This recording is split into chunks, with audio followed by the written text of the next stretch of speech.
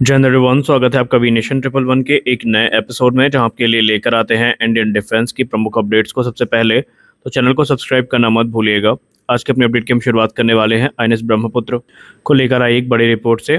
आप सबको पता है कि 21 जुलाई को आईएनएस ब्रह्मपुत्र में जो फायर एक्सीडेंट है वो हुआ था, और ये काफ़ी गंभीर था, जहाँ पर जो शिप है वो एक साइड पर टिल्ट कर गई है। और उसके बाद से जो नेवल डॉकयार्ड है वहाँ पर इसको रिकवर करने का प्रयास जो है वो किया जा रहा है। और सबसे खास बात तो यहाँ पर ये है कि अभी इसको लेकर जो लेटेस्ट रिपोर्ट सामने आई है उस पे ये बताया जा रहा है कि इस वॉरशिप का जो रेस्टोरेशन प्रोसेस है ये इतना आसान नहीं होने वाला है, क्योंकि इसको बहुत ज़्यादा क्षति पहुंची है। और इसके बाद ये माना जा रहा है कि ये एक लेंदी और टेक्निकली चैलेंजिंग प्रोसेस हो चुका है। अगर हम इस मामले के जानकार ऑफिशियल्स की बात माने तो उन्होंने सिचुएशन का जायज़ा लिया है, और उनके हिसाब से जो रिकवरी है इसमें 1 वर्ष से अधिक का समय लग सकता है। और इसके रिकवरी के लिए उन्हें स्पेशलाइज्ड मशीनरी और टेक्निकल एक्सपर्टीज़ की ज़रूरत पड़ने वाली है, ताकि इस शिप को एक बार फिर से सी वर्दी बनाया जा सके। सबसे खास बात तो यहाँ पर ये सामने निकल के आई है कि जो डैमेज है ये और भी ज़्यादा गंभीर इसलिए भी हो चुका है क्योंकि जो पानी का भराव है वो आगे के काम को रोक रहा है। और इन्हीं सारी चीज़ों को देखते हुए जो ये वेसल है इसको रिकवर करने का हर संभव प्रयास फ़िलहाल तो किया जा रहा है। आपको बताते चले कि ये जो फायर एक्सीडेंट था ये शुरुआती तौर पे काफ़ी कम था, लेकिन बीतते समय के साथ ये काफ़ी विकराल रूप ले चुका था। और उसके बाद ये कितना ज़्यादा यहाँ पर गंभीर हो गया, इस मामले का अंदाज़ा आप इसी से लगा दीजिए कि जो सबसे ख़ास बात ये है कि आग को बुझाने के लिए जो पानी है वो अंदर जब पंप किया गया तो उसके वजह से जो शिप है वो एक साइड में टिल्ट होना शुरू हो गई। खैर, अगर हम भारतीय नौसेना की टीम की बात करें तो उनका कहना है ऑलरेडी जो सर्वेक्षण है पहला वो पूरा हो चुका है, और उन्होंने जो डैमेज है उसका जायज़ा ले लिया है, और जो रोड मैप है वो तैयार किया जा रहा है। लेकिन अभी भी तकरीबन 1 वर्ष का समय यहाँ पर लगने वाला है इस शिप को वापस से सीवर्दी बनाए जाने के लिए।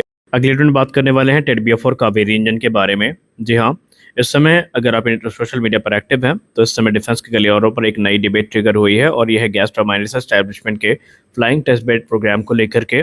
आपको पता है कि जीटीआरई कावेरी के लिए जो फ्लाइंग टेस्ट बेड है वो अभी तक नहीं मिल पाए हैं। इसके लिए कोशिश बहुत सारी की गई, पहले MiG-29, उसके बाद IL-76, फिर सुखोई 30 MKI, फिर लाइट कॉम्बैट एयरक्राफ्ट तेजस, और अब यहाँ पर एक नए प्लेटफॉर्म का नाम इससे जोड़कर देखा जा रहा है। और सबसे बड़ी बात तो ये है कि अभी खुद ये प्लेटफॉर्म बन के भारत में तैयार नहीं हुआ है। यहाँ पर बात हो रही है twin engine deck base fighter की।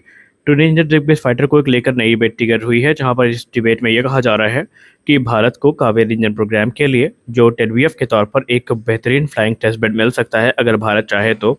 और इसका बेनिफिट ये होगा कि भारत टेडबीएफ से अगर कावेरी इंजन को टेस्ट करता है तो भारत इसका इस्तेमाल तेजस मार्क 2 और एम का प्रोग्राम में कर सकता है, क्योंकि डिज़ाइन ऑलमोस्ट सिमिलर है।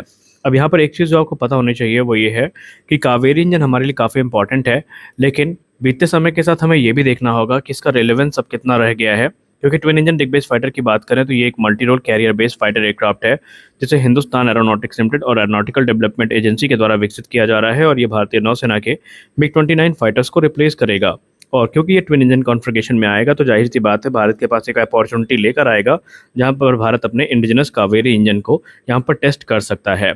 अब यहाँ पर क्लियर नहीं है कि ये कावेरी 2.0 की बात हो रही है या कावेरी का जो मौजूदा कॉन्फ़िगरेशन है इसकी बात हो रही है। लेकिन एक चीज़ जो आपको पता होनी चाहिए F414 इंजन को लेकर के वो ये है यहाँ पर कि ये जो इंजन है, इन्हीं इंजन्स के इर्द गिर्द जो टेडबीएफ और दूसरे प्लेटफॉर्म की डिज़ाइन है वो तैयार करी गई है। और कावेरी 2.0 को लेकर के अधिक इन्फॉर्मेशन अभी उपलब्ध नहीं है कि वो किस कॉन्फ़िगरेशन में कैसे इस्तेमाल किया जाएगा। लेकिन अगर हम एक्सपर्ट्स की बात माने तो उनका मानना है कि इसके बहुत सारे बेनिफिट होंगे अगर ये ऐसा होता है। खैर, अभी तो इंतजार इसी चीज़ का है कि टेडबीएफ प्रोग्राम को फाइनल अप्रूवल मिले, क्योंकि अभी तक इसे सीसीएस का अप्रूवल नहीं मिला है, जिसका मतलब ये है कि अभी इसकी ऑफिशियल टाइमलाइन के बारे में कोई टिप्पणी नहीं हो सकती है। और जब एक बार सीसीएस का अप्रूवल मिल जाएगा तभी इसकी जो एक्चुअल टाइमलाइन है उस पर डिस्कशन करना एक सेंस बनाएगा। लेकिन फिर भी अगर हम यहाँ पर बात माने डिफेंस के गलियारों में चल रही चर्चाओं के बारे में, तो ऐसा माना जा रहा है कि ये जो हमारा टेडबीएफ एयरक्राफ्ट है ये कावेरी इंजन के लिए एक महत्वपूर्ण भूमिका निभा सकता है।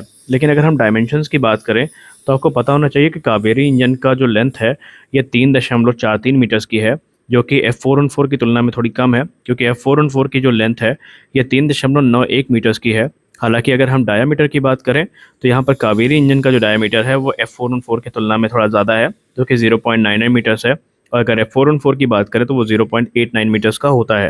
हालांकि ये जो डायमेंशनल सिमिलैरिटी है ये काफ़ी हद तक यहाँ पर टेडबीएफ के पक्ष में जा रही है और कावेरी इंजन के पक्ष में जा रही है, और माना जा रहा है कि स्लाइट मॉडिफिकेशन के बाद इनको इस्तेमाल किया जा सकता है।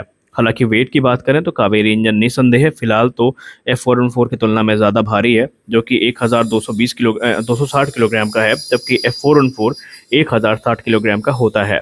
हालांकि ये जो चैलेंजेस हैं इनको टैकल करने का प्रयास किया जा रहा है, लेकिन अभी भी हम बात करें थ्रस्ट आउटपुट की तो कावेरी 2.0 को लेकर से मीडिया में ही बातें हो रही हैं और अभी ऑफिशियल डेटा अनअवेलेबल है, क्योंकि इंजन बन के भी नहीं तैयार है। लेकिन माना जा रहा है कि ये 85 से 90 किलोन्यूटन का थ्रस्ट जनरेट करेगा, जो कि निस्संदेह काफ़ी इंप्रेसिव है ट्विन इंजन कॉन्फ़िगरेशन में। तो देखते हैं ये प्रोग्राम हमें प्रैक्टिकली कब तक देखने को मिलता है।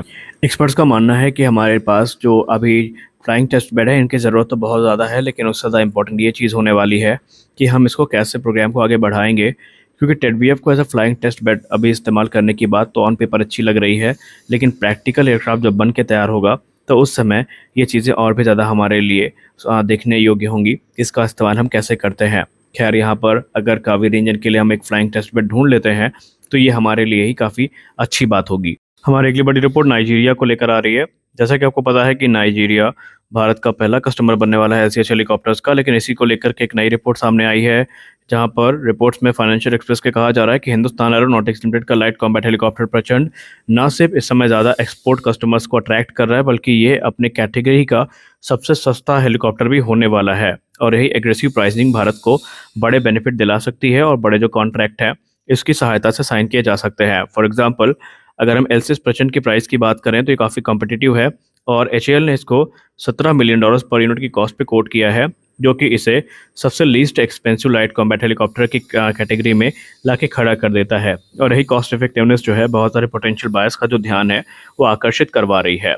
अगर हम इसे दूसरे लाइट कॉम्बैट हेलीकॉप्टर से कंपेयर करें, फॉर एग्जांपल यूरोकॉप्टर टाइगर जो है, जिसे 1980 के दशक में विकसित किया गया था, जो कि एयरबस के द्वारा विकसित किया गया हेलीकॉप्टर है, तो ये बेसिकली इस समय $73 मिलियन पर यूनिट की प्राइस टैग पे ऑफर किया जा रहा है, जबकि तुर्किश TAI अगस्ता वेस्टलैंड जो T129 अटैक हेलीकॉप्टर्स हैं, ये बेसिकली आपको देखने को मिल जाते हैं $45 मिलियन पर यूनिट की कॉस्ट में। अब यहाँ पर एक और चीज़ जो आपको पता होनी चाहिए वो ये है कि जो A129 मैगस्टा है, ये कि 2000 के ही दशक में लिमिटेड प्रोडक्शन में देखा गया था, इसकी भी कॉस्ट जो है वो $30 मिलियन पर यूनिट के जो है ऊपर देखने को मिलती है। जबकि अगर हम चाइना के जो Z10 या Z10 हेलीकॉप्टर है इसकी बात करें तो इसकी भी प्राइसिंग LCS से थोड़ी ऊपर ही देखने को मिलेगी। तो यहाँ पर यही कारण है कि LCS प्रचंड काफ़ी जो अट्रैक्टिव प्राइस है वो ऑफर कर रहा है और यही सारी चीज़ें जो पोटेंशियल बायर्स हैं इनको अट्रैक्ट भी कर रही हैं। पहले तो आपको बता दें, एक्सपर्ट्स ये मानते थे कि LCH को अभी तक कस्टमर इसलिए नहीं मिल पाए थे क्योंकि जो पोटेंशियल बायर है वो ये देख रहे थे कि भारत की जो सेना है वो इनको किस नंबर पे ऑपरेट करती है। लेकिन अब क्योंकि बड़ी संख्या में ये एक्वायर किए जाने हैं तो उसके बाद से जो पोटेंशियल बायर्स हैं उनका भी कॉन्फिडेंस इस प्लेटफॉर्म को लेकर काफ़ी मजबूत हुआ है और वो भारत से इसको लेकर बातचीत कर रहे हैं।